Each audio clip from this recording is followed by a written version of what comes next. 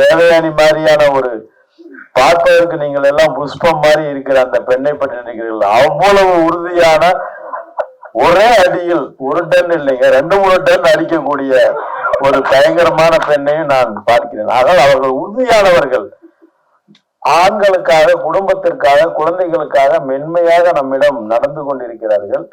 ஆகவே சுஸ்மிதா ட்ரைனிங் இல்லாமல் அடித்தாலும் அது பயங்கரமாக தான் இருக்கும். வாழ்த்துக்கள். இங்க ஆக்ஷன் பண்ணி நடிக்கிற நட்சத்திரங்கள் மிக குறைவு இல்லை.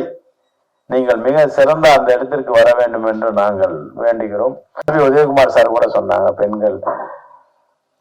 பெண்களுக்கு அடிக்கிறதுக்கு ட்ரைனிங் தேவையில்லை என்பது என்னுடைய கருத்து. அவர்கள் அடிச்சா நாம தாங்க முடியாது என்பது என்னுடைய.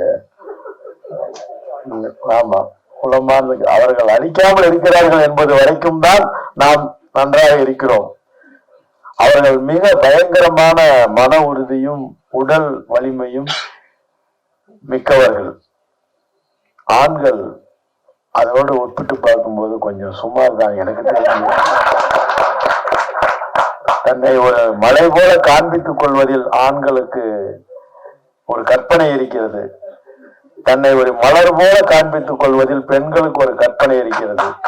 ஆனால் இது மலை அல்ல, அதுதான் மலை. அதை நான் இவ்வளவு வயதில் உணர்ந்திருக்கிறேன். நான் நிறைய பெண்களிடம் அடி வாங்கி இருக்கிறேன். ஆமா, என்னுடைய அம்மாவை போன்ற ஒரு கம்பீரமான மலை போன்ற ஒரு உறுதியான பெண்மணியை நான் சந்தித்ததில்லை. எல்லா சூழ்நிலையிலும் நான் அவர்களை பார்த்திருக்கிறேன்.